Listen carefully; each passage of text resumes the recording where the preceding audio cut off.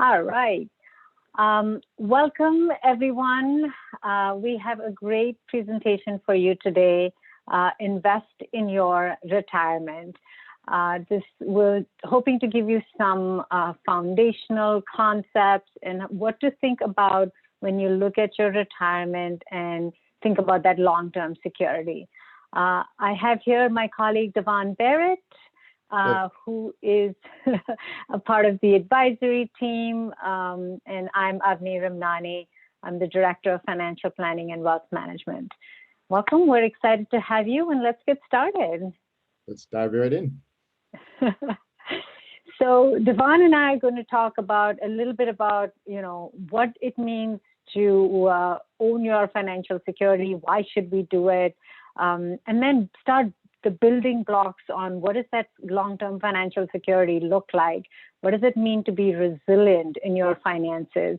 How to think about retirement planning, investing, picking those right stocks and bonds. And then how do you think about investing in uncertain times? And now it feels like for whatever reason, there's always some uncertainty in these times. Couldn't have said it any better.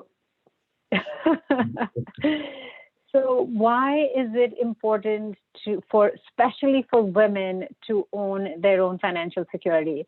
There are so many statistics out there, and undoubtedly, women are going to have more control over wealth in the coming years. By 2030, it's going to be substantially more. And, while that is true, unfortunately, the statistics around wealth and women are pretty sad. If you go to the next screen, Devon, we'll see that, women are still, even despite having all this control over increasing amount of wealth, women are at a specific risk of outliving their assets. Why is that so? There are so many things happen as we go along in a woman's life. We tend to take more time out of the workforce to care for either children or aging parents. We also live longer. I'm sorry, nothing against you, Devon. It's just that's how it works. And unfortunately, what happens is also at the same time, women tend to earn less. And by a lot of studies out there, it shows only 78 cents to the dollar that men earn. And during the global pandemic, these statistics have only worsened. That gap has just reduced.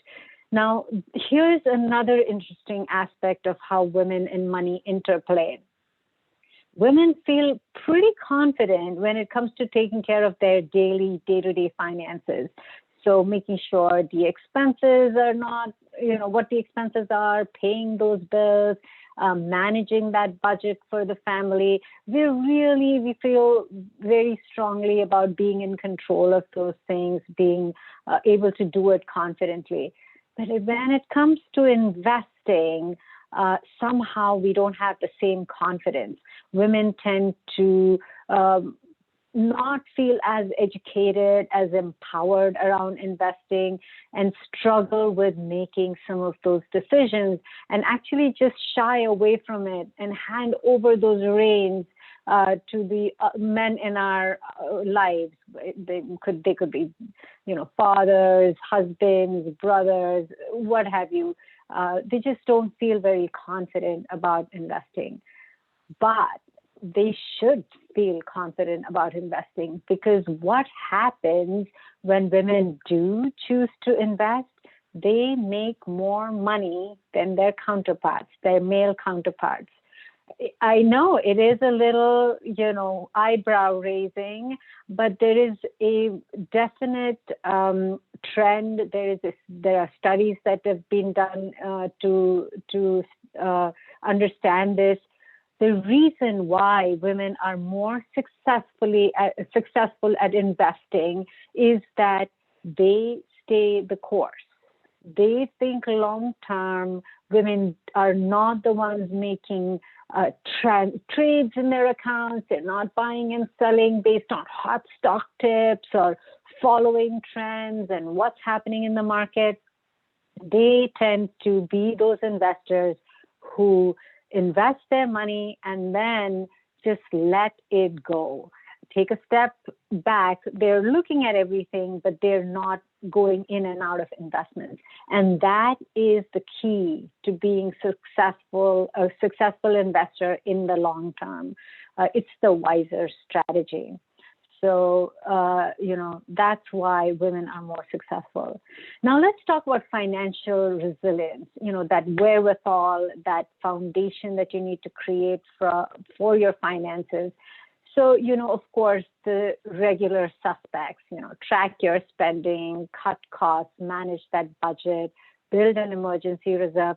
But these are some foundational building blocks of having that strength in your finances to weather those storms that are bound to come along.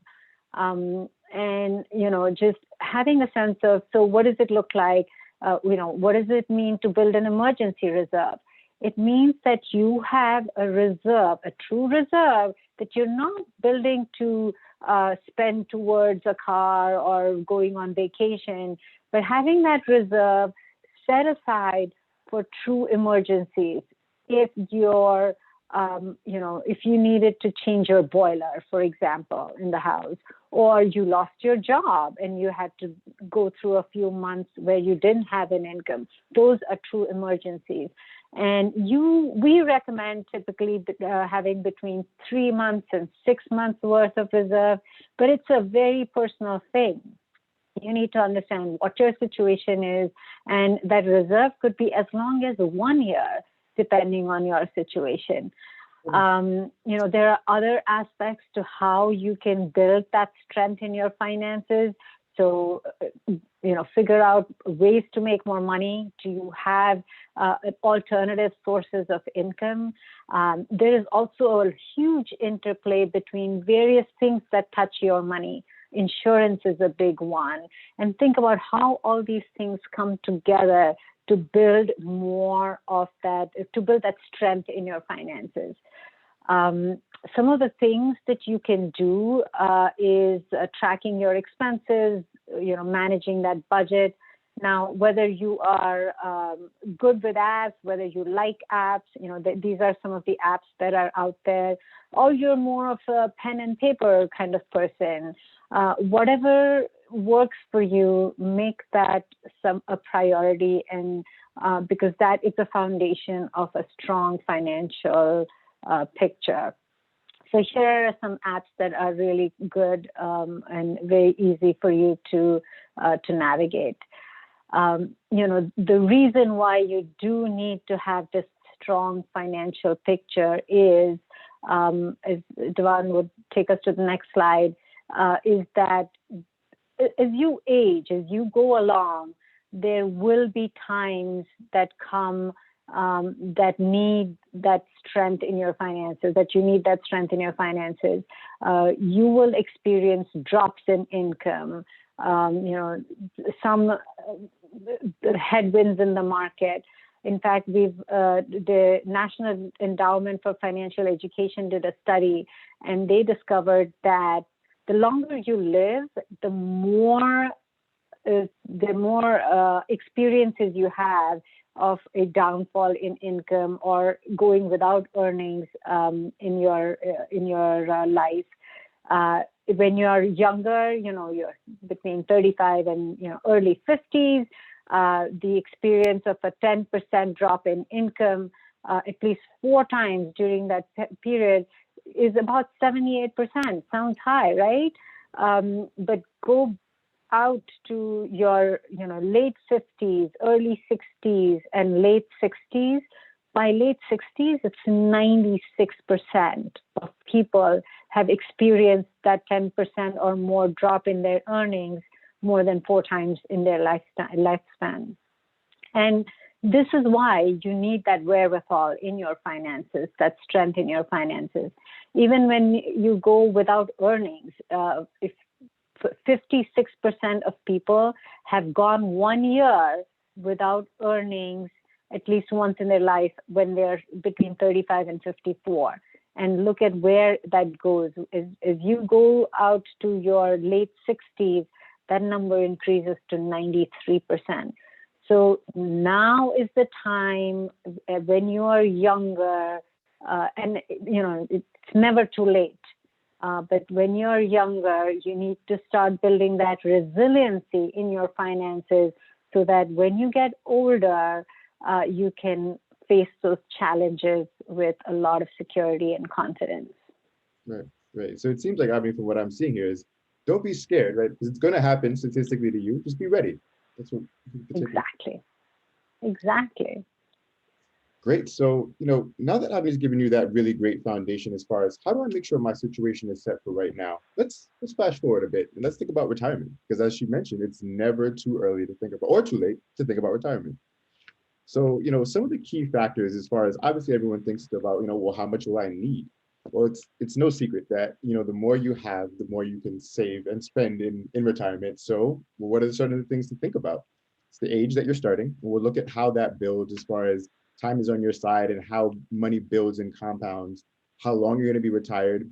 Avni mentioned in the beginning that women tend to outlive men, but for anyone, the hope is that your twilight years will be long, right? So we want to make sure that we're planning for a nice long retirement.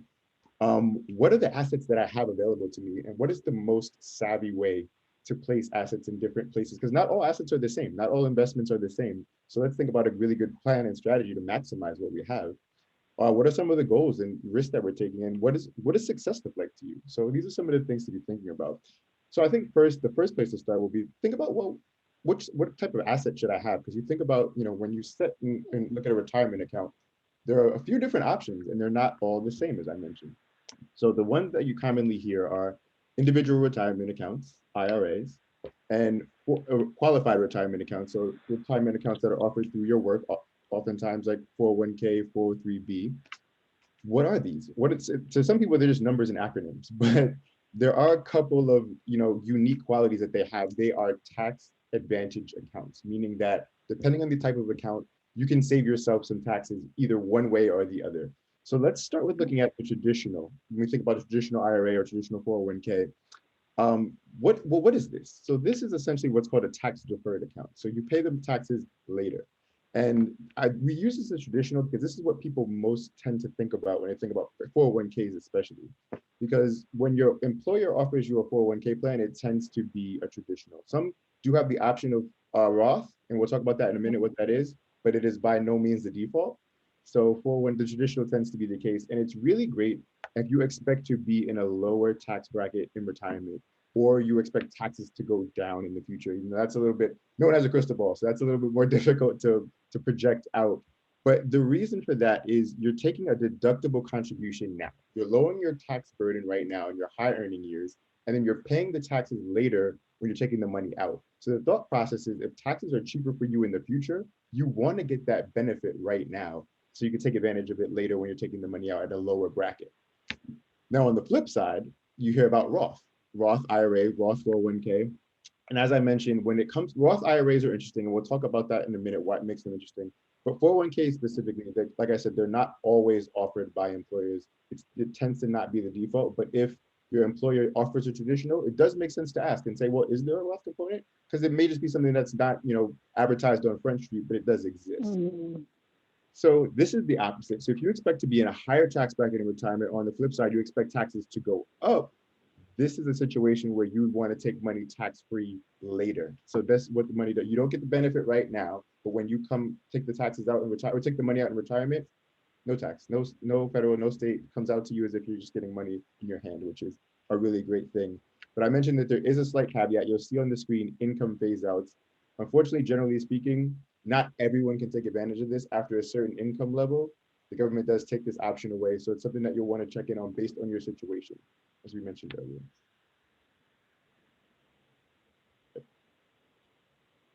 And what are some of the basics of your 401k?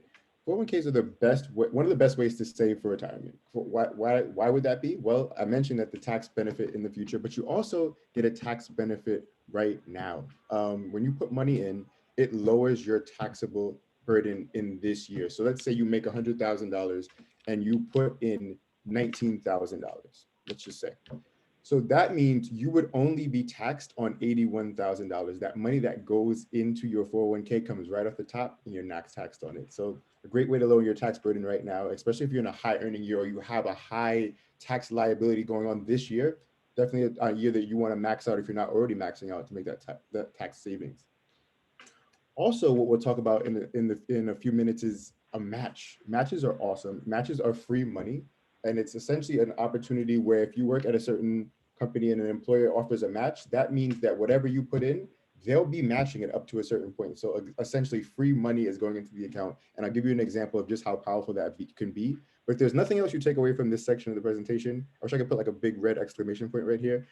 Always contribute up to the max if your company offers one, because if you don't put money in at all and your company offers a match, they're not going to put it in just out of the kindness of their heart.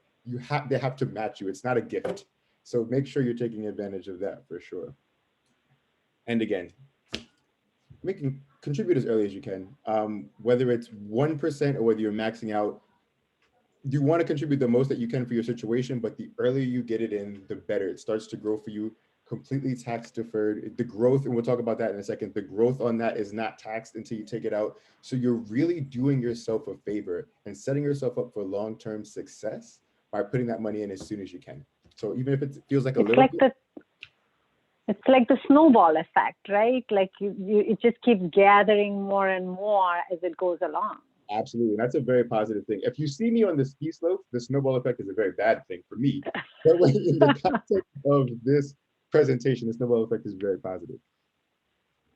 And remember, it's a long-term investment vehicle. So we'll talk about what that means in a minute as far as how should you balance it. But you know, the 401k is not the place that you're making day trades. It's not the place that you're trying to hit a home run. It's for the long term. You're not really taking money out of it. So always keep that in mind. And on the flip side, you know, it can weather the ups and downs because this is money that you're setting out for the future for retirement. So we'll find that sweet spot, and it's important to keep that in mind, not to get too high or too low. But again, to recap the benefits of it, you get the immediate tax savings on the contribution. So the money that you go in, as I mentioned, it lowers that taxable income that you have for that year. And then the earnings, this is the piece that's so key. So when you sell an investment at a gain, you tend to pay capital gains tax. Not so in a 401k or in a retirement account in general. You don't pay any capital gains tax, and you don't pay tax on the income or dividends that are generated within that account either. So you just got a bunch of income just rolling around in that account that you're not paying taxes on until you take it out later in the future. And if you're in that lower tax bracket, like you were planning when you started to contribute, you saved a lot in taxes. You really skirted Uncle Sam there. So that's always a good thing when you're doing it by the book, I think. And this one, not as excited about, but it is something that's available in service loans. If you have hardship, you know, if for whatever reason you know COVID hit you hard or any type of event hit you hard and you're just strapped for cash you need, you can take loans out of your 401k. And the difference between a loan out of the 401k and a regular loan is that you're paying yourself back. So you're not paying a bank interest, you're just paying yourself back. But the risk here, and why I would always say to use this as the last resort, is when that comes due. Because if you take a loan from your 401k and you lose your job or you get fired or you change jobs, guess what? That loan is going to become due in as early as 30 days. Like sometimes it's a really short window for you to pay that money back. And if you had to take a loan out of your 401k, chances are your cash flow situation isn't the best. So will you be in a position to pay back a $20,000, a $30,000 loan in 30 days? Probably not. So what happens is in that case, the money is taxable to you if you took it out. And if you're under 59 and a half, you have to pay penalties as well. So it's something to really be careful about, because even if you were to pass away, your benefits are not, I mean, your beneficiaries are not exempt. They're going to have to deal with that burden as well, having to pay that back and worry about the taxes. So while this is available pretty much in any 401k, really use this sparingly and save this as a last resort.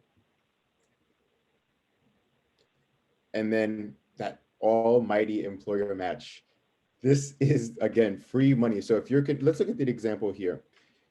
If you are contributing 6%, and let's say your company has a 50% match, they will put in 3% because you contributed that 6%.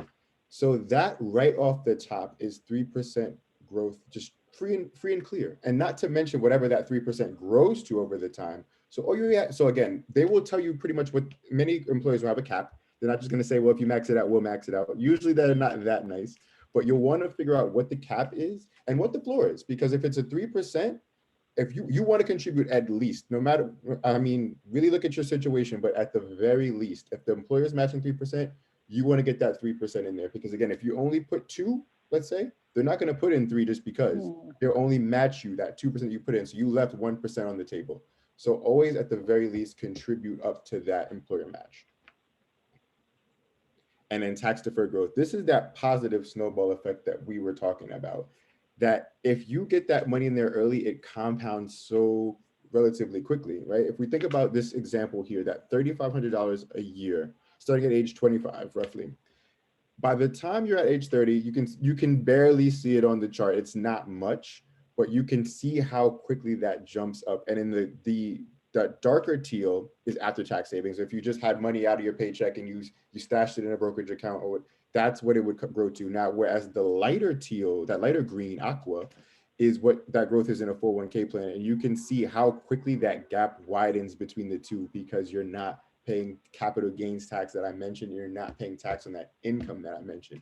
So that pot of money that you have in the account stays as big as possible, keeps growing. And then over time, like I said, by the age, if we're assuming, a pretty moderate growth here of about 9%, you can see that the difference between the two, by the time you're age 65, you've got just over 800,000 in after tax, but in the 401k, you're like 1.3 million. That is a huge difference in your lifestyle in retirement. And that's the goal, right? We want to make sure in retirement, you're flying across the country to see your grandkids, you're going to your house in Florida, you're going to your ski chateau, whatever you're doing, you want to make sure you have enough money to get that goal accomplished. Absolutely. And this is a big one. Save that raise, because lifestyle creep is a real thing. Anytime people get raises, they like to step it up. And if you work hard, you want to enjoy the fruits of your labor. But always keep this in mind, that if you want to get a raise and then you become accustomed to a certain lifestyle, generally speaking.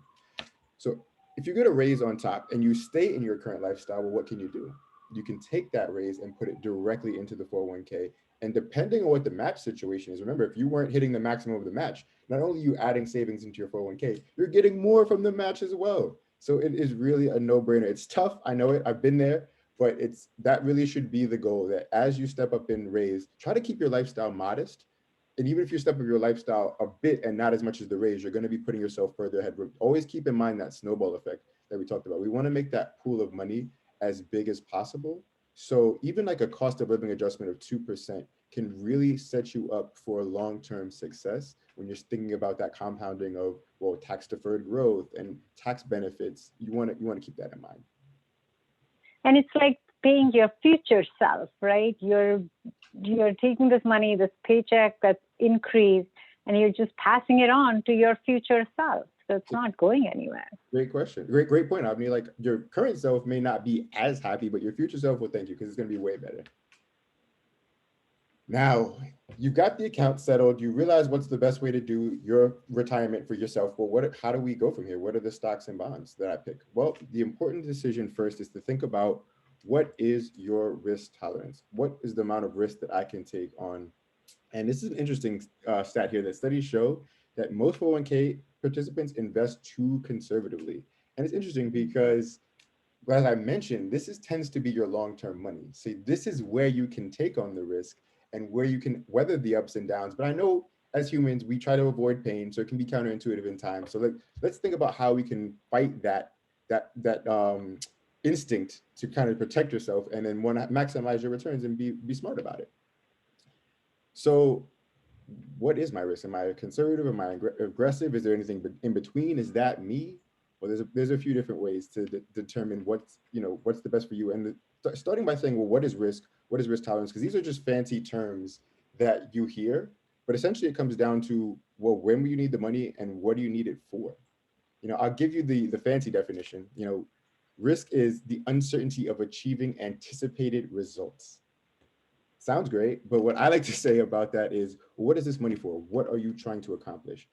And if you're saying, well, my goal is to not lose any money, no surprise that you're conservative, right? Because markets go up and down. So if your goal is really to lose no money ever, you're really on the conservative end of the spectrum. While on the flip side, I want to keep up with the market. The stock market returns, that's what I want to keep up with. Well, then you're more of an aggressive investor because, as we know, the stock market is up and down. It's up most years, but it's not always up. And it's definitely, as we saw in 2008, as we saw in the beginning of 2020, it can be down pretty sharply. So if you're fine with those ups and downs, then you're more of an aggressive investor. And then there's, if you can say, I want to sleep well at night, well, that can mean anything in between. So how are you determining what the best way to invest your portfolio, and how does that even speak to my portfolio? Well, there's two ways to look at it. There's, bonds, which tend to be associated with conservative investors, and stocks, which are associated with more aggressive investors. And if we think about the fact, if we associate stocks as that engine for growth, you know, they're sexy because they're the ones that's really going to drive your financial plan in this, or drive your success, in the sense that, if you're trying to win a race, you want that most supercharged engine. So you want more stocks. You're in that aggressive camp. You can see that 90% of this portfolio is stocks on the more aggressive end.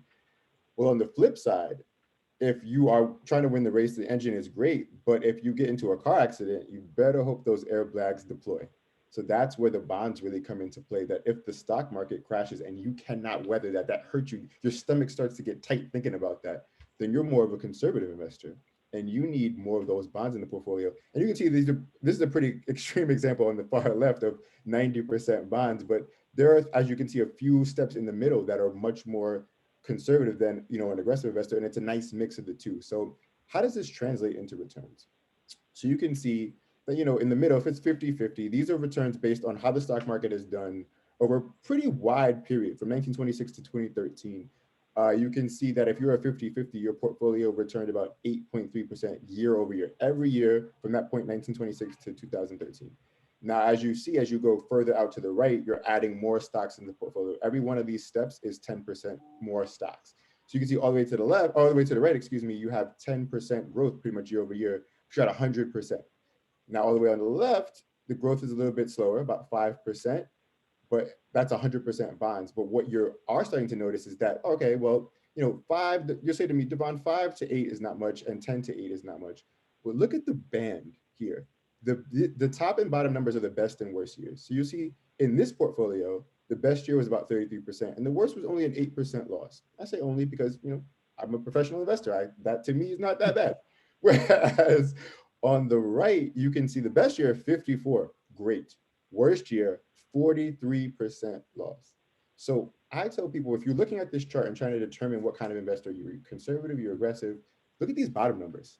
This is the number that's really going to show your mettle, because anybody could look at 54 and say, oh, that's great. Or look at 36, but yeah, that's great. But can you stomach this? Can you stomach a 30% loss? So you can just really start here and keep working your way right until you see a number that says, whoa, whoa, whoa, 26, that's a little bit too much for me. Then that 50-50 portfolio is probably better. And this is not an exact science, but that's a good way to start for sure.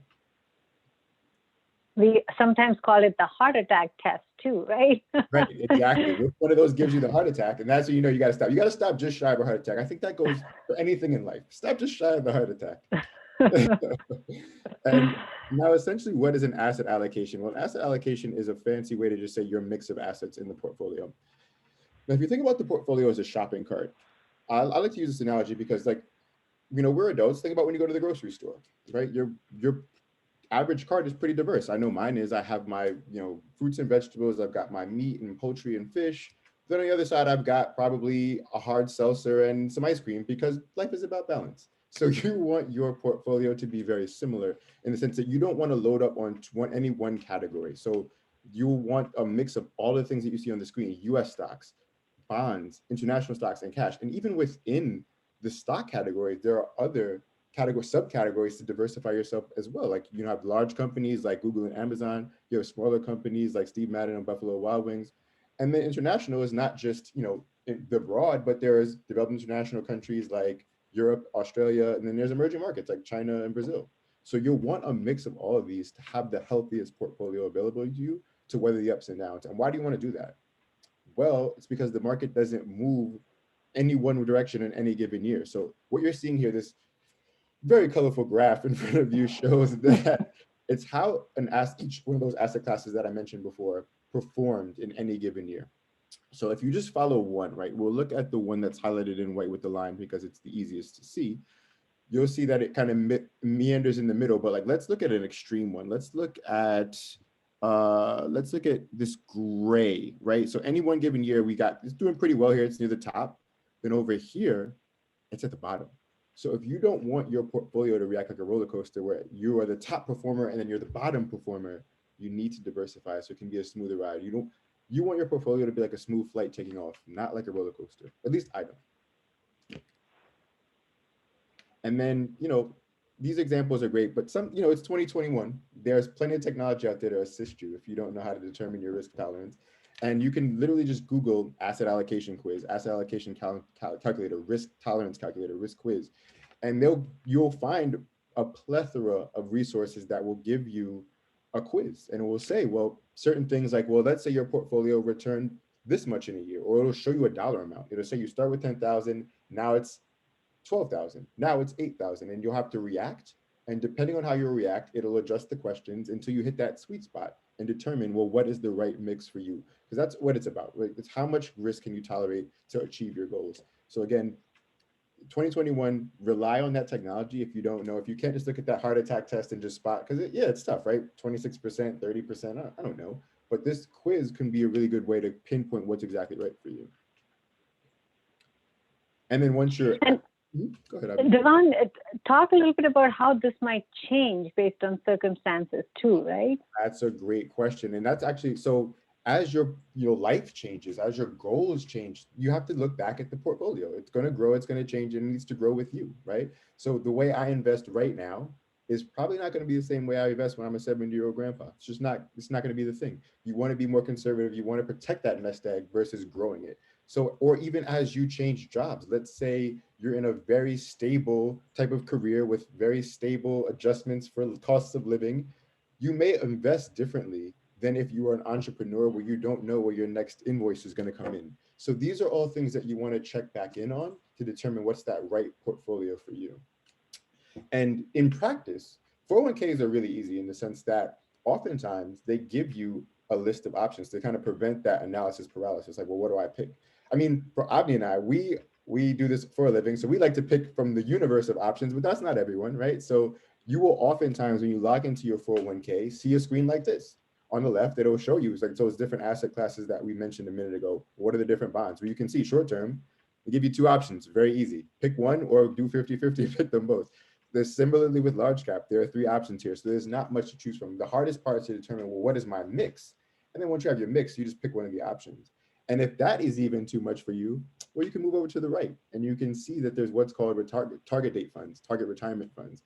And it's even simpler. Just pick the year that you think you want to retire. If it's 2055, you pick this one. If it's 2030, you pick that one, and it balances it for you based on how far out you are from retirement. Because again, the further out you are, the more risk you can take. You can weather those ups and downs. But the closer you are, as Avni mentioned, you really want to protect that nest egg. So you want to keep your eye on the prize as far as that moving target of what you're trying to accomplish.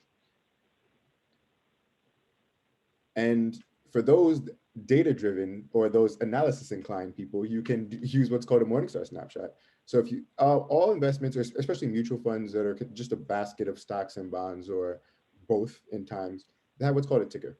So you can even search the name or you can search the ticker on Google. And one of the first options that will come up is a Morningstar report. I love Morningstar reports. They give you a lot of data. If you use the paid version, you get all the data that you can imagine. But even the free version gives you a lot of really helpful information. Like this is the landing page. There are different tabs that I'll show you in a second. This is a landing page, and there's some really helpful information you can get here. Like one, there are stars. Morningstar does you the favor of ranking these investments based on how they feel they perform and all the different metrics. So they will rank them 1 to 5 stars, and 5 stars being the best. So this is a pretty good example. This target date fund, according to Morningstar, pretty solid. So even if you didn't want to continue to do the rest, if you want to just trust Morningstar, look at the stars. But there's some other ways to dig down, and we'll see here, like expense ratio. Well, what is that? You can see this one is 0.72. Well, a mutual fund, as I mentioned, is really like that shopping cart of stocks and bonds. Well, someone's picking those stocks and bonds. So that service, unfortunately, doesn't come for free. You have to pay that manager to make those decisions for you. So that's what the expense ratio is telling you. If you invested in this fund and you got 5%, well, that means the manager really made 5.72 and they kept the 7.2 for themselves and gave you the 5%. So that expense ratio is really the hurdle that you're trying to cross over. So it's important to keep in mind what you're paying for that. It's like depending on the fund, this will vary widely. You can see some really passive funds where they're just following an index like the S&P, and this will be a minuscule fee. It'll be like 0.05 because no one's really actively doing anything. Or you can some like emerging market funds where areas where information is not as readily available and you want that expertise. Well, that can get up there in cost. So it's always important to look at this first and determine, well, what how do I feel about that fee? Similarly with load, this is another really important one. Load is a really Mm. fancy, kind of mysterious way to just say commission. If you see none, great, you're not paying a commission. Where if you see an amount, well, you're going to pay a commission, and then there will typically be a letter right after the name. So you'll see, this would say, for example, T. Rowe Price Retirement 2050 A. That means you would pay whatever that load percentage at the front, A.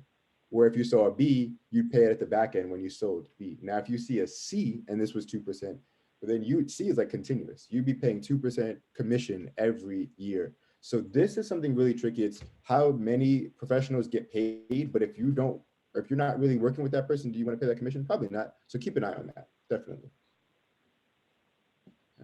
I got ahead. Oh, see, I didn't know where the arrows were going to come in.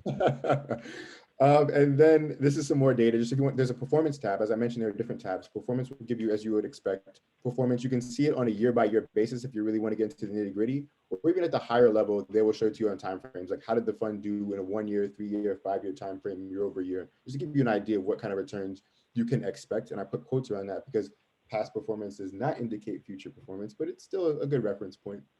And similarly, like with the stars, the percentile rank is Morningstar will rank it. Well, how does it compare to its peers? So you'll want to get an idea. Well, how does this target date fund compare to Vanguard's or compare to Fidelity's? That will you can see that information in the percentile rank. Oh, keep forgetting about the arrows. And then last but not least, you'll see the portfolio tab. And that is really what's helpful for, especially for a fund like a target date fund, which is a little bit more nebulous about what's in there. This will tell you exactly how it's invested. For example, this fund is invested 55% US stock, 31% international stock, and 11% bonds. And again, that's a more aggressive fund because this person is trying to retire in 30 years. So they don't have as many bonds. So they can, because they can take on the ups and downs of what the stock market is doing over the next 30 years. So again, for a fund that doesn't just, not in flashing lights, that this is an emerging market fund, this is where you want to go just to see, well, what's in there. That's great. I mean, this is, a lot of good information that you can use, especially when you feel like you're investing in uncertain times. But even so, we think about, when you think about your retirement portfolio, even if you are 65 or 70, your time horizon is pretty long. You hope to live for 90 plus years. So you still have 20, 25, 30, 35 years ahead of you in retirement. So, it's not like you retire and the next day you have to cash out all your savings to use, right? You have to use them over this long period of time.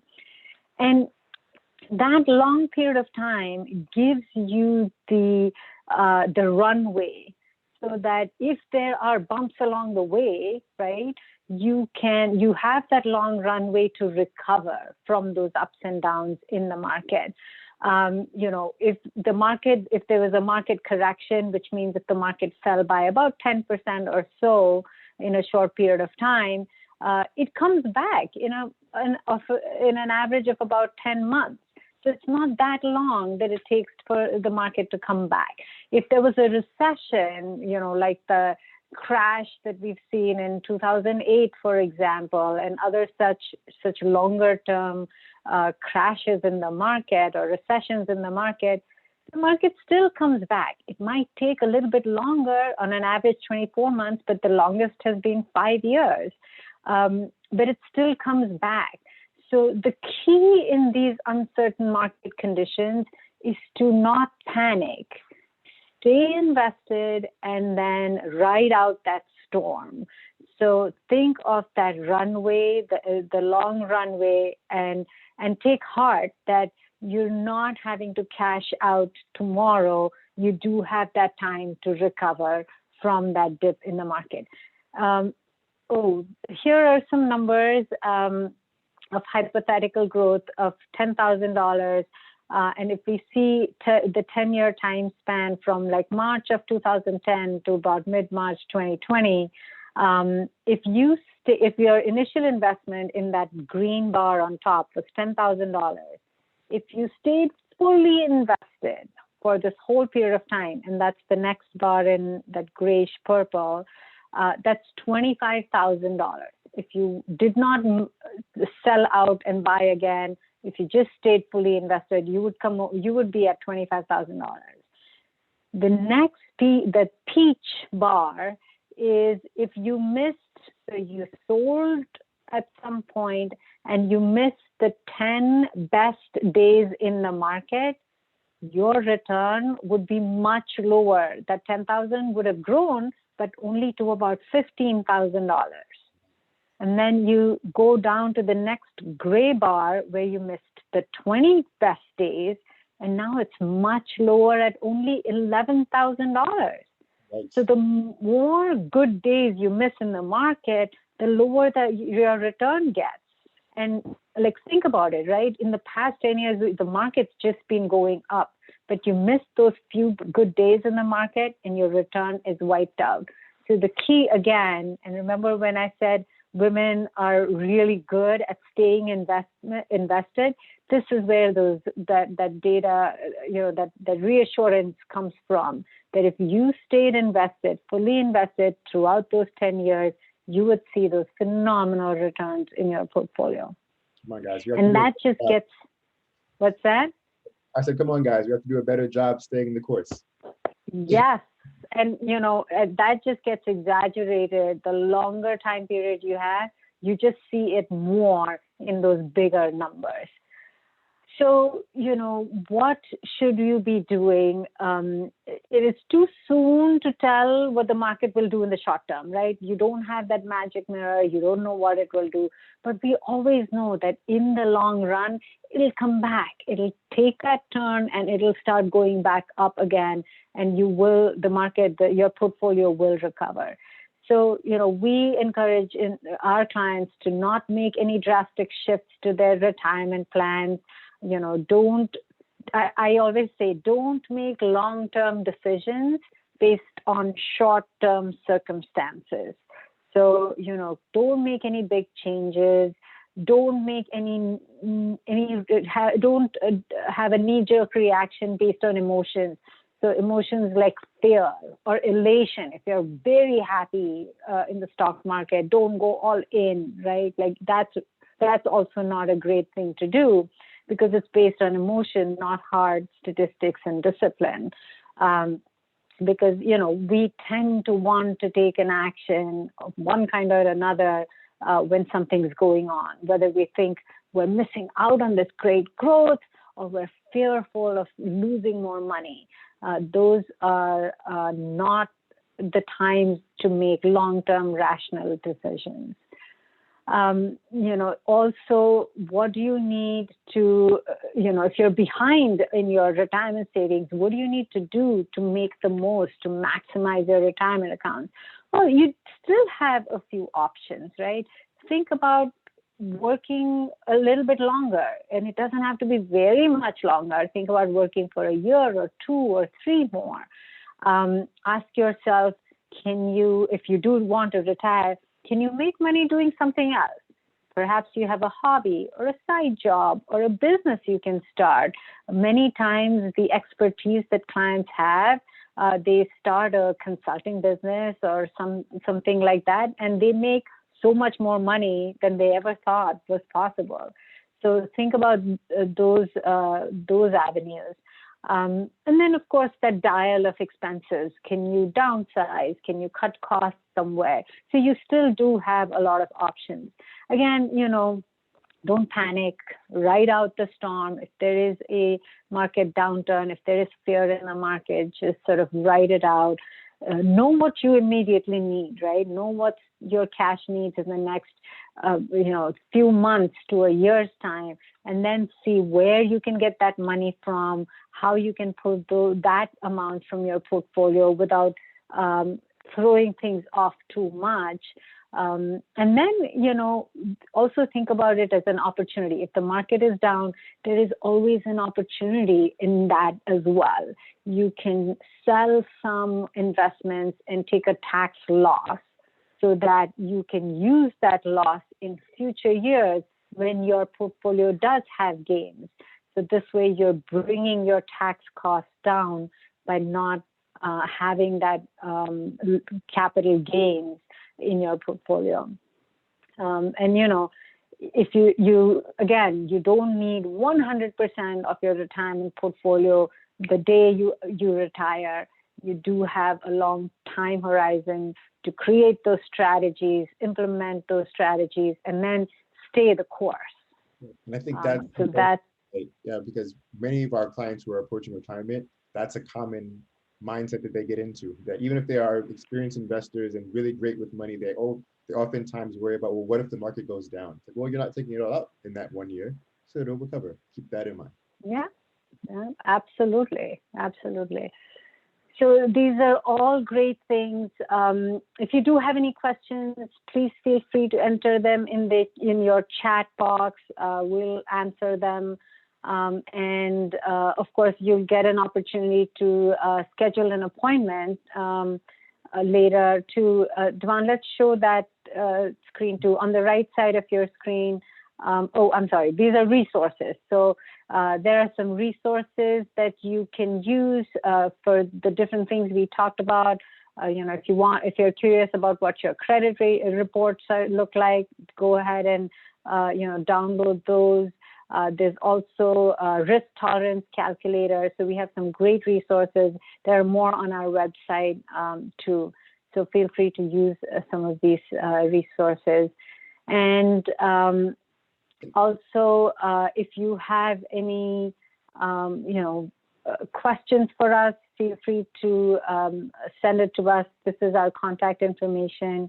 There is a button on the right side of your screen to schedule a meeting, and we're happy to, if you need any, if you want to know about our services, if you have any questions that you want to ask us, we're happy to schedule a meeting, a complimentary session with you. Right. And if you want to stay connected with us and follow what we're doing on social media, you can see our handles in front of you at Twitter, Francis Finance, Facebook, Francis Financial Inc., and then LinkedIn as well, company/Francis Financial Inc. So we put out a lot of great content. So if you like what you saw here today, and we appreciate you for listening to this, if you want to hear more, just check us out on social media. Thank you very much. And we hope to see you soon. Thank you. Have a great day.